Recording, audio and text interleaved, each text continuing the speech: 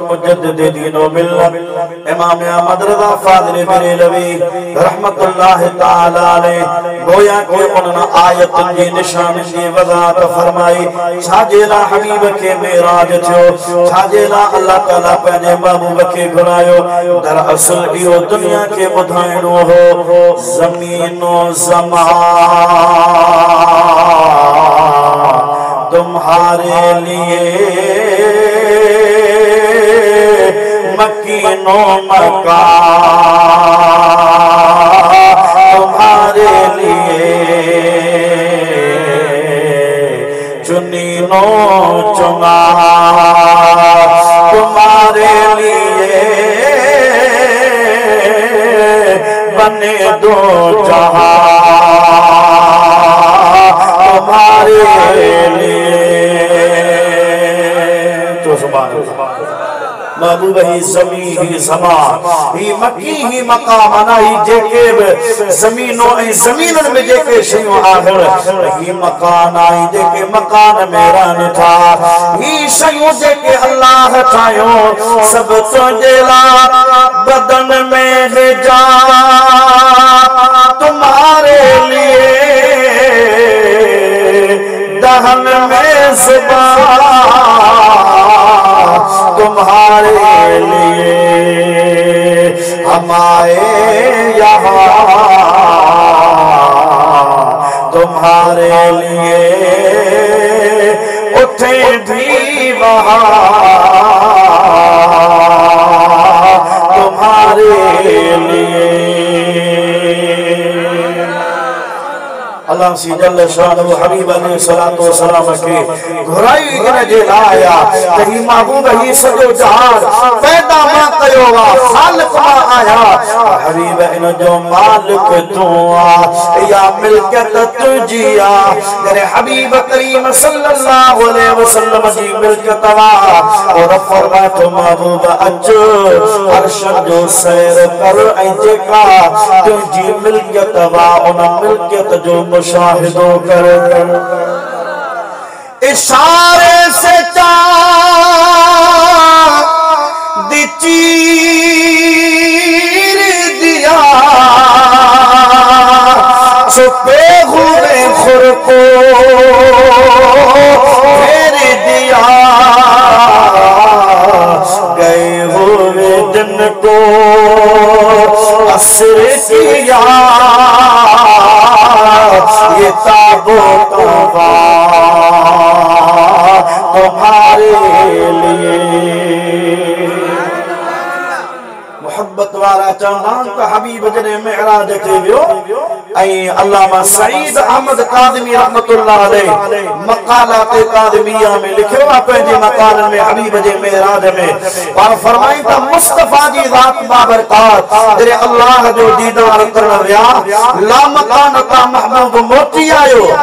जंजीर भी हिलती रही और बिस्तर भी रहा गरम एक ही पल में सरे अर्श गए आए मोहम्मद अल्लाह का महबूब सल्लल्लाहु अलैहि वसल्लम ला मकानता थी आया ये दो सैर करे आया और खुदा जो कसम जंजीर अन्ना लुटी पे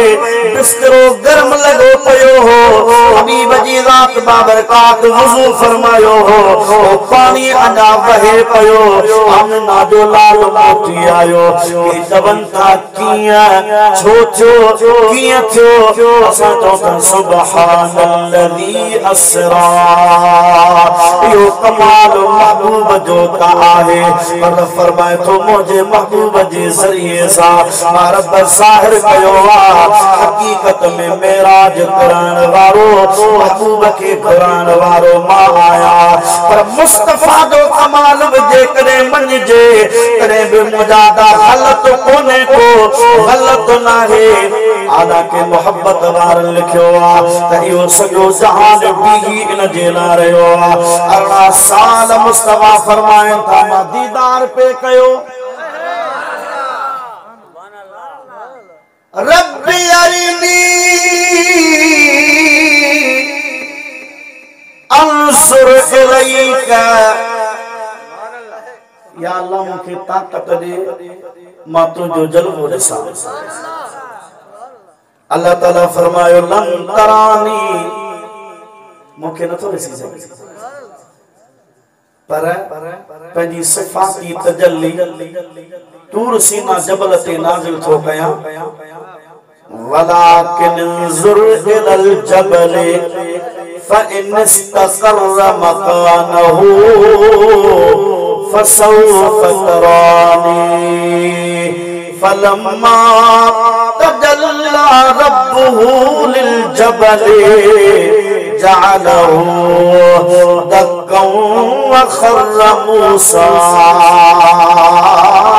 सइक़ा। तो सुभान अल्लाह।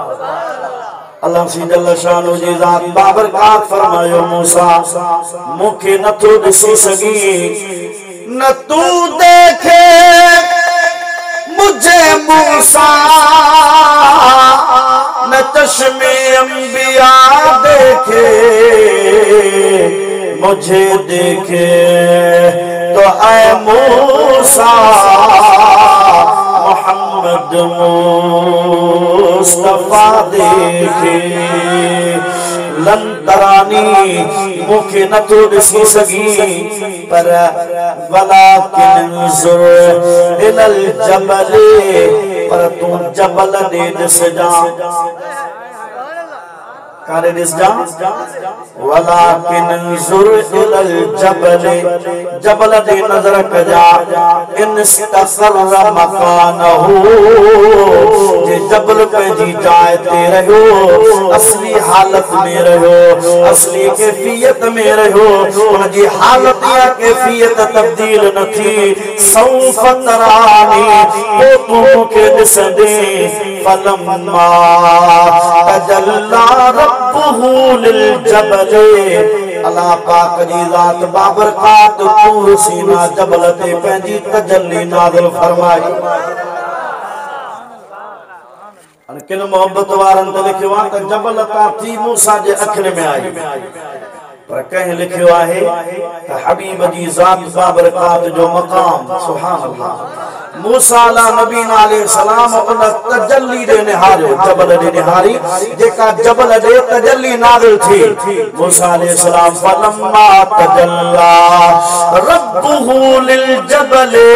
उन जबल ते अल्लाह पाक पंहिंजी तजल्ली नाज़िल फरमाई। मूसा अला नबी अलैहि सलाम नज़र कई उन जबल दे, उन तजल्लीअ खे ॾिठई नाज़िल थींदे। किन चयो त मूसा अलैहि सलाम बेहोश थी वियो, पर न, मूसा अला नबी अलैहि सलाम उन तजल्ली खे ॾिसी तजल्लीअ में गुम थी वियो। मौला, ये तुंहिंजी सिफ़ाती तजल्ली एॾी नूरानी आ त तुंहिंजो हक़ीक़ी नूर कहिड़ो हो। नारे तकबीर, नारे रिसालत, नारे तहकीक, नारे हैदरी, नारे गौसिया, नारे विलायत। जअलहु दक्कन व खर्र मूसा सइक़ा। हज़रत मूसा अला नबी अलैहि सलाम ताज्जुब में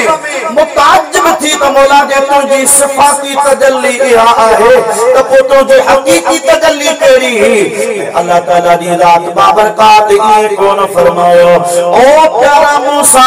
तूं बेहोश थी वेंदे, तोखे नुक़सान थींदो।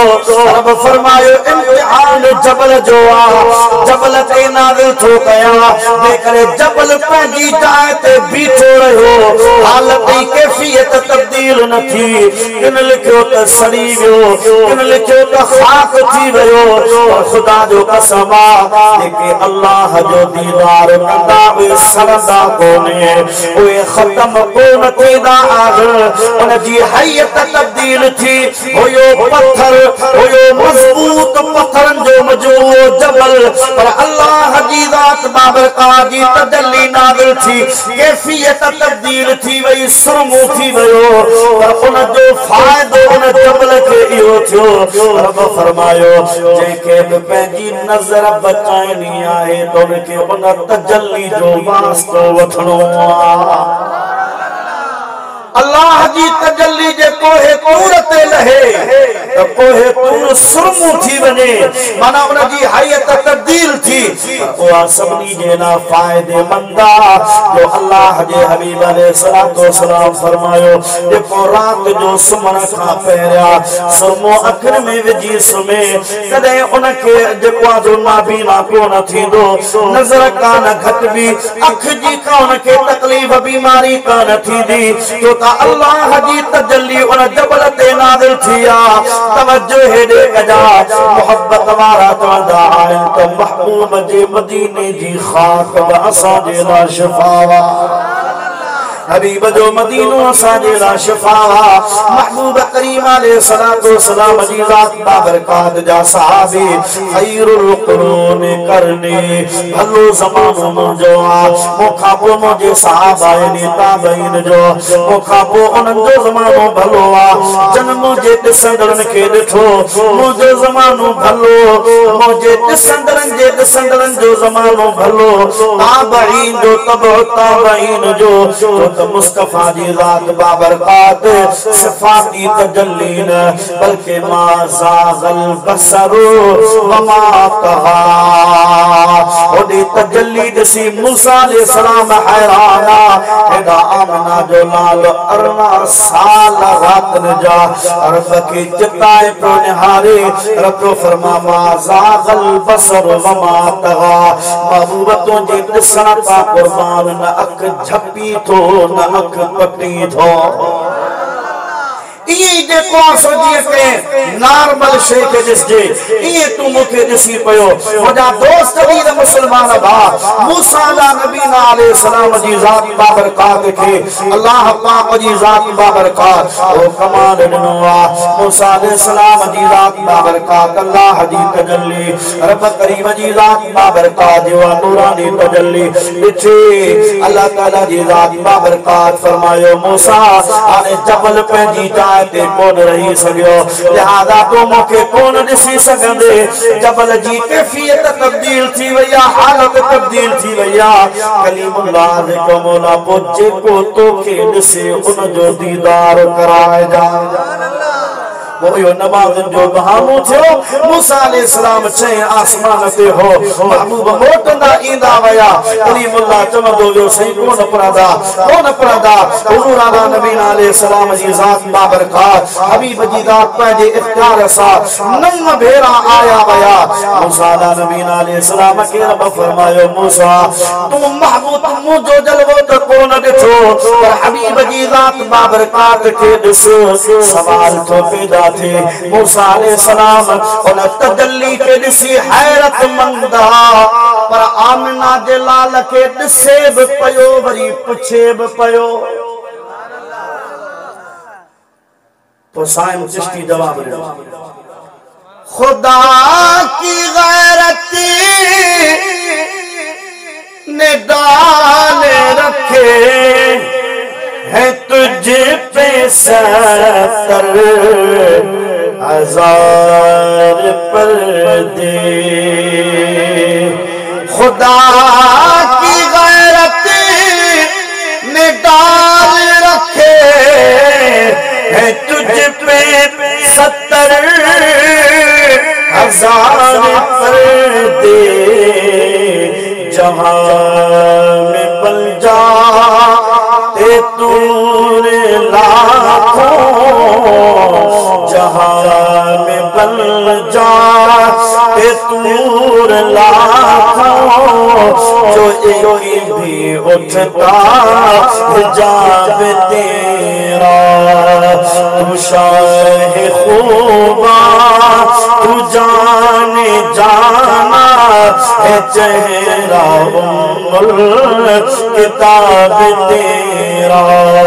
न बन सकी है न बन सकेगा न बन सकी है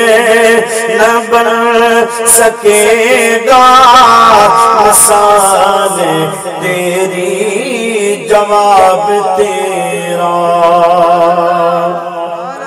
तू सभी से अव्वल तू सभी से आखिर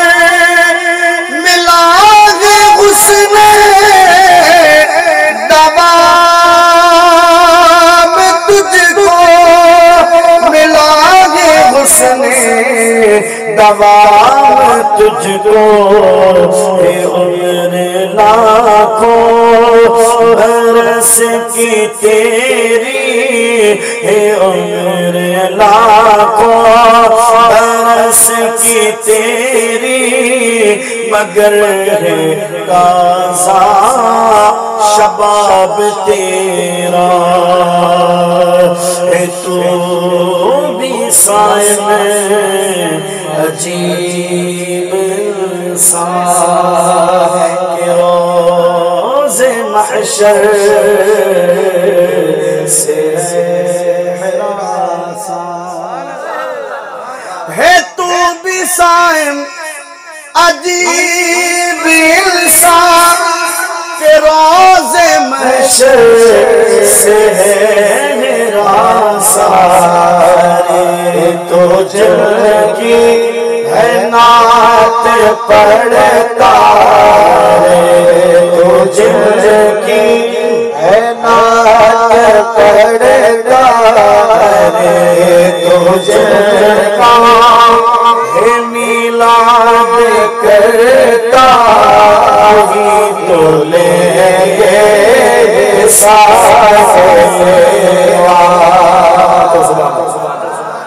आला हज़रत अज़ीमुल बरकत मूसा अलैहिस्सलाम काई तसव्वुर ख्यालात वाले जहान में पूछा गई किसको देखा ये मूसा से पूछे कोई मूसा उड़ा तजल्ली ॾिठई त हैरान हुई हिते महबूब खे ॾिसी बि पियो साल बि करी बि पियो वरी इंतज़ार बि करी बि किसको देखा ये मूसा से पूछे कोई किसको देखा ये मूसा से पूछे कोई किसको देखा ये मूसा से पूछे कोई आंख वालों की हिम्मत पे ला मूसा अलैहिस्सलाम फरमाते हो कमाल महबूब जो उन हबीब ते लखे सलाम हुजन जे महबूब जी ज़ात बाबरकात रब जो जलवो ॾिठो वजादा वो हबीब कहिड़ी निशानी रही होंदी जेका आमिना जे लाल न ॾिठी हुजे अल्लमक मालम तकुन तअलम जेको न ॼाणंदो है सभई इल्म रब तोखे ॾिनो नज़लना अलैकल किताब तिबयानन लिकुल्लि शै क़ुरान पाक असां तोखे नाज़िल कयो हर शइ जो बयान इन में आ वला रतबिन वला याबिसिन इल्ला फी किताबिन मुबीन काब सुकल या आली शइ काने का मगर उन जो ज़िक्र किताब मुबीन लोहे महफूज में या कुरान पाक में मौजूद है यानी अल्लाह पाक की ज़ात बाबरकात और कोई तुझसे सिवा कोई गैब हो भला महबूब तो खाबो कहो गैब केड़ी शेर बजरे लकाई होंदी यानी अल्लाह पाक बिना कहीं हिजाब पर्दे जे तो खे रब जो दीदार अता फरमायो यतलू अलैकुम आयातिना तवाते असा जो आयत तिलावत करे माना महबूब इल्म गैब तवा के बुधाए हबीब वक्त जेको साल खणी अचे महबूब उन जो साल तवा के बुधाए महबूब इब्तिदा का वठी इंतहा ताई जेको कुछ छो जेको कुछ थीदो सब हबीब करीम अलैहिस्सलातु वस्सलाम बुधाया वयो ज़क्कीकुम तवा के पाक करे वयो अल्लिमुकुमुल किताब वल हिकमा तवा के किताब ऐं हिकमत सिखारे बिन के दिनी वई हबीब जो ज़िम्मो लगायो त महबूब तोखे सिखारणी माना ये समझो त हिकमत दे रब थो पर वास्तो आमना जो लाल युतिल हिकमत मन यशा व मन युतिल हिकमत फकद ऊतिय खैरन कसीरा कुरान पाक में अल्लाह सी गोया के इनके बी जाए ते बयान फरमायो इन्ना आतैना कल कौसर महबूब असा तो के कौसर जो मालिक बनाए छड़ियो और सरजऊं कई मानाऊं पर एकड़ी माना आहे खैर कसीर। हबीब असा तो के खैर कसीर अता फरमाए छड़ियो आ। हिकमत महबूब के मिली, खैर कसीर मुस्तफा के मिलो। खुदा जो कसम आमिना जो लाल नबूवत दे रब थो, परवास तो महबूबा रिसालत दे रब थो, परवास तो महबूबा सदाकत शहादत दे रब थो, परवास तो महबूबा विलायत कुतबियत ये सब दर्जा ॾियण वारो रब आ, परवास तो महबूबा वमा अरसलनाक इल्ला रहमतल लिल आलमीन।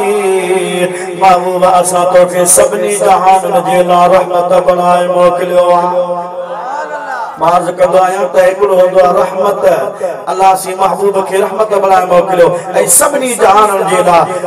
आलमीन 80,000 जहान या जेके भी जहान उन्हनि मखलूक उहे सब हाजतमंद आहिनि। उन्हनि सभिनी जी हाजत आमिना जो लाल ऐं उन्हनि जी अल्लाह सी पहिरीं हाजत कहिड़ी पूरी कई, वो न थे तो कुछ न था, गर वो न हो तो कुछ न हो, जान है वो जहान की, गर जान है तो जहान है। आमिना जो लाल जान जी जाना अरे महबूब न होयो अल्लाह होयो और बदरे पंहिंजो कारखानो पंहिंजे कुदरत जो निज़ाम हलायो। अव्वल अव्वल महबूबा वो न थे महबूब न होयो, न सिद्ध हो न चंड हो न तारा न कद्यों न कुतुब न जमीनों न आसमान। अगर वो न हो तो कुछ न हो, ये महबूब न हो जे तो कुछ न हो जे। उन जो प्रैक्टिकली जेको तरीक़ो असांखे समझायो वियो, मेराज वारी रात 14 साल महबूब रब खे पियो ॾिसे। सिज आहे पर उभरे लहे कोन पियो, चंद आहे पर उभरे लहे कोन पियो, तारा कतियूं कुतुब आहिनि पर हिकिड़ी जाइ ते बीठा आहिनि। ज़मीनो आसमान सुकूत में अची विया। मुंहिंजा दोस्त ईद मुस्लमान भाउ महबूब जी ज़ात बाबरकात विया। अल्लामा सईद अहमद काज़मी रहमतुल्लाह अलैह लिखियो हुआ, जंजीर भी हिलती रही ओ करो लुडो पे बिस्तरो गरम हो, पानी वयो पे आमिना जे लाल पैदा पाक कदम मुबारक बुराक ते रखिया। मक्को मक्के में रहण वारा ये समझो बेजान थी वया, हिन जहान में रहण वारा बेजान थी वया। आमिना जो लाल बैतुल मुक़द्दस मस्जिद अक्सा आयो, उते हिकमत हुई सब नबी जिस्म ऐं रूह समेत उते गॾु कया वया। जीअं दुनिया के पतो पवे त नबी सब आहिनि पर नबीअनि जो इमाम आमिना जो लाला। पर हबीब जी ज़ात बाबरकात जीअं वया अर्शन जा सेर करे मोटी आया, वरी हबीब बुराक तां लथा, पंहिंजो पैर मुबारक कदम मुबारक ज़मीन ते रखियो। पानी बेजान हो वज़ू वारो पर हबीब जो कदम ज़मीन ते लथो, जान में जान पइजी वई। करो बेजान हो उन लुडण बंद करे छॾियो पर हबीब कदम रखियो, उन में जान पइजी वई। जेको उन जो कम हो उन कम में मसरूफ़ थी वियो। बिस्तरे जी हरारत बेजान हुई। आमिना जे लाल पैदा कदम ज़मीन तां खया बुराक ते चढ़िया। मुंहिंजा दोस्त ईद मुस्लमान भाउ उहा हरारत उते बीही रही पर हबीब जी ज़ात बाबरकात कदम रखियो त उन में जान पइजी वई। वो न थे तो कुछ न था, अगर वो न हो तो कुछ न हो, जान है वो जहान की, अगर जान है तो जहान है। जेके मानू चंदा ना अज तमा मिला छाजे ला था कयो नबी ते सलात छाजे ला था पढ़ो हबीब के सद छाजे ला था कयो मुस्तफा करीम अलैहि सलातो सलाम त वफात करे विया आला तो फरमाए जे महबूब न होजे हा त जान खत्म थी वने हा जहान आहे इन जो मतलब आमिना जो लाल आहे मुस्तफा आहे तने ते जेको असही जहान हले पयो मुजा दोस्त दिल मुसलमान बा अल्लाह जी जात बाबरकात पंहिंजे प्यारे महबूब करीम अलैहि सलातो सलाम के ओ मक़ाम ओ मर्तबो अता फरमायो आहे जो अल्लाह नबूवत देण वारो रिसालत देण वारो शरीयत देण वारो रब करीम विलायत देण वारो सदाकत शहादत रुतबा देण वारो रब पढ़े मुस्तफा जे सदके थो वमा अरसलनाका इल्ला रहमतल लिल आलमीन महबूब जी जात बाबरकात सजे जहान जी हाजत सबनी जहान वारा आमना जे लाल जा मोहताज वो महबूब उनन जी हाजत रसी महबूब उनन जी फरियाद रसी पहली पहली हाजत आमना जे लाल जेका उनन जी पूरी के जो मुस्तफा जे सदके हर शय की जान मिली हर शय के रब करीम जी जात बाबरकात हबीब करीम अलैहि सलातो सलाम जे सदके में पैदा कयो आला हज़रत